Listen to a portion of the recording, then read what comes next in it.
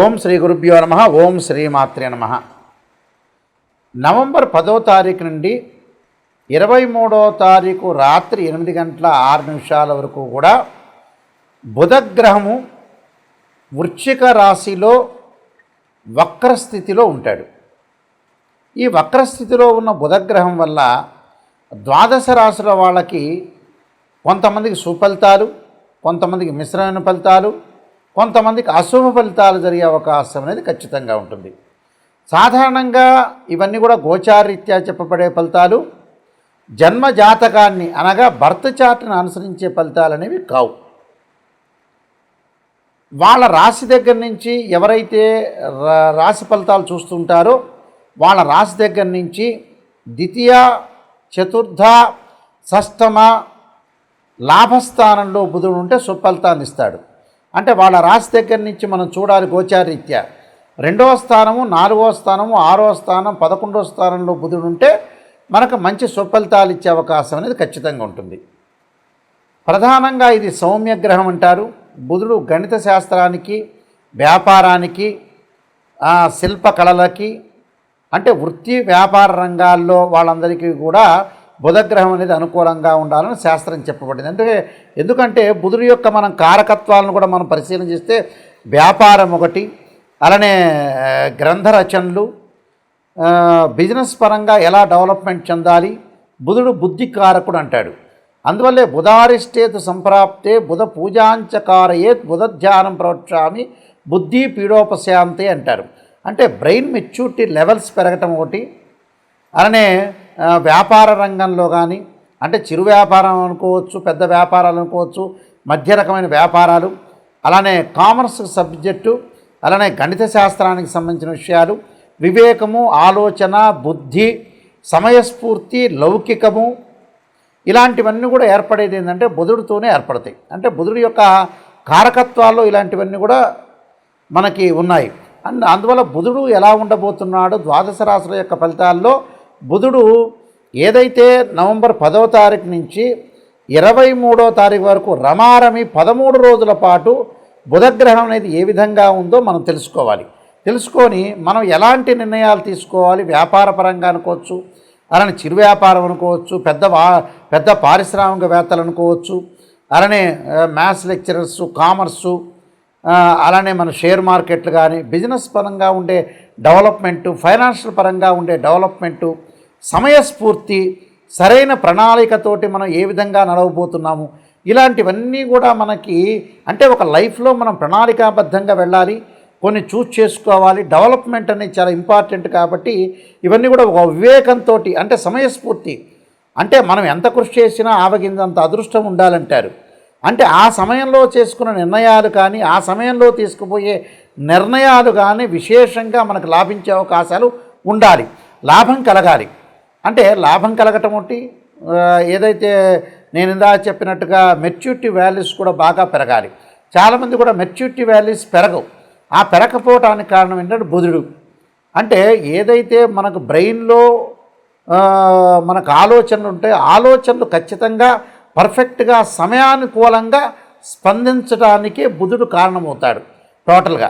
అందువల్ల బుధుడు ఏదైతే వ్యాపారంగా కానీ, డబ్బులు కానీ, ఫైనాన్షియల్ పరంగా కానీ, ఇలాంటి వాటిల్లో అన్నింటిలో కూడా బుధుడు కారణభూతుడు అవుతాడు. కాబట్టి బుధగ్రహం అనేది ద్వాదశ రాశుల వాళ్ళందరికీ కూడా ఏ విధంగా ఉందో మనం ఒక్కసారి తెలుసుకుందాం. మిథున రాశి వాళ్ళకి ప్రధానంగా రాశ్యాధిపతి, చతుర్థాధిపతి అయిన బుధుడు వక్రస్థితిలో షష్టమ స్థానంలో ఉన్నాడు.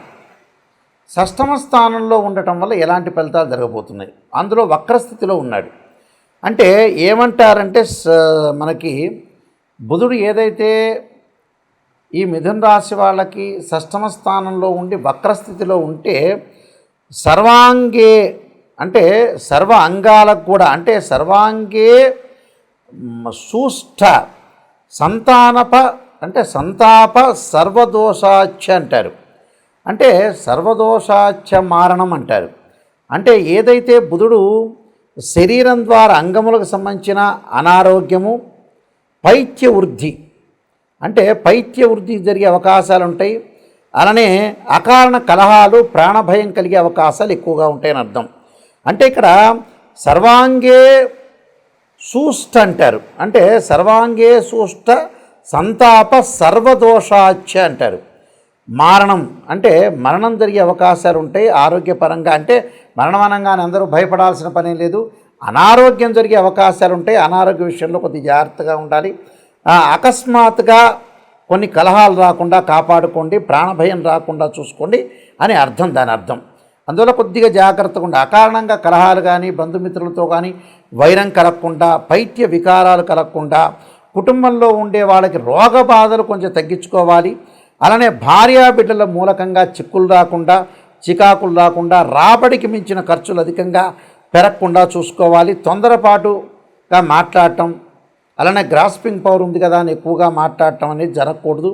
అలానే శరీరం నందు వేడి, పైత్యవాదులు, వికారాలు ఇలాంటి బాధలు కలగకుండా చూసుకోండి. ఏమీ భయపడాల్సిన పని లేదు. ఏదో అకాల మరణం జరుగుతుందని, మీకేదో జరిగిపోతుందని ఏమీ ఆలోచన చేయాల్సిన పని లేదు. దీర్ఘకాలిక వ్యాధులు ఉన్నవాళ్ళు కొద్దిగా ఆరోగ్యపరంగా కొన్ని మార్పులు జరుగుతాయి కాబట్టి తప్పకుండా మీరు ఆరోగ్యపరంగా మార్పులు జరుగుతుంటాయి కాబట్టి తప్పకుండా నేను కొన్ని పరిహారాలను చెప్పబోతున్నాను. ఆ పరిహారాలు మీరు పాటించండి. వీలైతే ఓం నమః శివాయ పంచాక్షరి చేయండి. శరీరే జర్జరీభూతే వ్యాధిగ్రస్తే కళీబ్రే ఔషధం జాహ్నవీతోయం వైద్యో నారాయణరి అనే మంత్రాన్ని కూడా మీకు చక్కగా చదువుకోండి. వీలైతే నువ్వుల నూనెతోటి బుధవారం రోజున కానీ ఆశ్లేష జ్యేష్ఠ రేవతి నక్షత్రం రోజున తప్పకుండా నువ్వుల నూనెతో శివుడికి అభిషేకం చేయండి. అనారోగ్యాలన్నీ కూడా తగ్గే అవకాశం ఖచ్చితంగా ఉంటుంది. ఆరోగ్యపరంగా మీకు చాలా చక్కగా ఉంటుంది. ఇవన్నీ కూడా గోచారీత్యా చెప్పబడే ఫలితాలు అంటారు. నేను కొన్ని రెమెడీస్ అనేవి చెప్పబోతా. ఆ రెమెడీస్ పాటించండి, మీకు తప్పకుండా మంచి జరిగే అవకాశం ఖచ్చితంగా ఉంటుంది. ముఖ్యంగా ప్రధానంగా ఈ రాశి వాళ్ళందరూ కూడా బుధగ్రహం యొక్క మనకి అనుకూలత అనేది చాలా ముఖ్యం. అంటే బుధుడు బాగుంటే మనం అన్ని రంగాల్లో అభివృద్ధి చెందే అవకాశాలు ఎక్కువగా ఉంటాయి.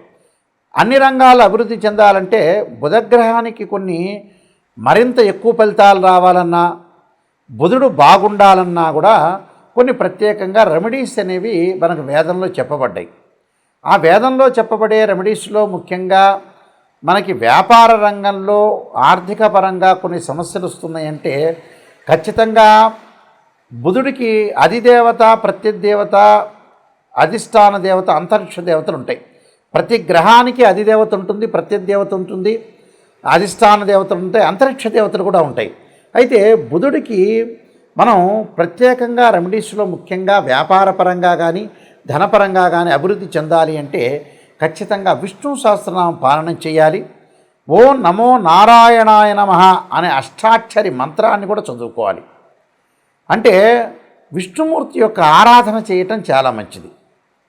అలానే బుధవారం రోజున ప్రత్యేకంగా నవగ్రహాల యొక్క ప్రదర్శన చేయటం, బుధుడికి ప్రీతికరమైన పెసలు దానం చేయటం, అలానే ఏదన్నా సరే పెసరపప్పుతో చేసిన వంటకాన్ని ఏదైనా మనకు దగ్గరలో ఉన్న దేవాలయంలోకి ఇచ్చి ప్రధాన అర్చకులకి ఇచ్చిన తర్వాత భక్తులందరికీ కూడా వితరణ చేయాలి.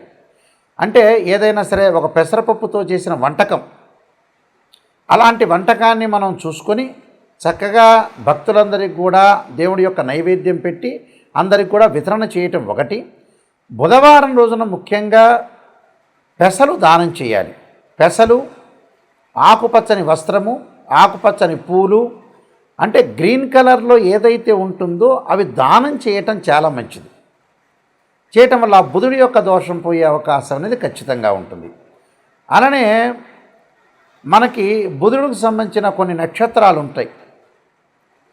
ఆ నక్షత్రాల్లో కూడా మనం దానం చేయొచ్చు. ఆ నక్షత్రాలు ఏమిటి అని అంటే ప్రధానంగా జ్యేష్ఠ నక్షత్రము, రేవతి నక్షత్రము, అలానే ఆశ్లేష నక్షత్రం. అంటే ఆశ్లేష, జ్యేష్ఠ, రేవతి నక్షత్రాల్లో కూడా చక్కగా మీరు నవగ్రహాల యొక్క ప్రదర్శన చేయొచ్చు, దానం చేయొచ్చు. పెసలు కూడా నైవేద్యం పెట్టి భక్తులందరూ కూడా వితరణ చేయొచ్చు. అంటే భక్తులందరూ కూడా పంచాలని అర్థం. బుధుడికి ప్రత్యేకంగా నేను చెప్పిన నక్షత్రాల్లో కానీ బుధవారంలో కానీ, ఇంకా బుధవారం ఆశ్లేష కానీ, బుధవారం రేవతి కానీ, బుధవారం జ్యేష్ఠ నక్షత్రం కానీ కలిసి వస్తే ఆ రోజున బుధుడికి అభిషేకం చేయటం చాలా మంచిది.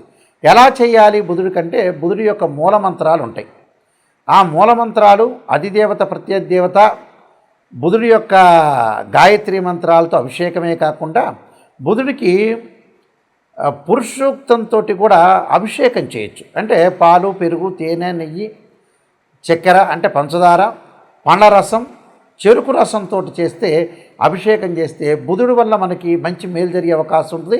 వ్యాపార అభివృద్ధి కలిగే అవకాశాలు ఎక్కువ ఉంటుంది. ధనం కలిసి వచ్చే అవకాశం కూడా ఖచ్చితంగా ఉంటుంది. అదే రోజున బుధవారం ఆశ్లేష, జ్యేష్ఠ, రేవతి నక్షత్రం రోజున మీరు ఇంటి దగ్గర ఒక మంత్రాన్ని చదువుకోవటం చాలా మంచిది. ఆ మంత్రం ఏమిటి అని అంటే ఓం నమో నారాయణాయ నమః అనే మంత్రంతో పాటు ఓం యక్షాయ కుబేరాయ వైశ్రవణాయ ధనధాన్యాధిపతే ధనం ధాన్యం సమృద్ధిమే దేహిమే దాపై స్వాహ అనే మంత్రాన్ని కూడా కుబేర మంత్రాన్ని చదవటం వల్ల కూడా మీకు మంచి జరిగే అవకాశం అనేది ఖచ్చితంగా ఉంటుంది. అంటే బుద్ధి వికసించాలన్నా, వ్యాపారం బాగుండాలన్నా, సరైన సమయంలో సరైన నిర్ణయం తీసుకోవాలన్నా, బ్రెయిన్ మెచ్యూరిటీ లెవెల్స్ పెరగాలన్నా అలానే విద్యార్థులు చేయొచ్చు, వ్యాపారస్తులు, చదువుకునేవాళ్ళు, ఎంప్లాయీస్ అందరూ కూడా బుధుడు అనే బుధగ్రహం అనేది చాలా అవసరం కాబట్టి వీళ్ళందరూ కూడా పాటించండి. మీకు బుద్ధి వికసించే అవకాశం అనేది ఖచ్చితంగా ఉంటుంది. మీ అందరికీ కూడా మంచి జరగాలని ఆశిస్తూ సర్వే జనా సుఖినో భవంతు.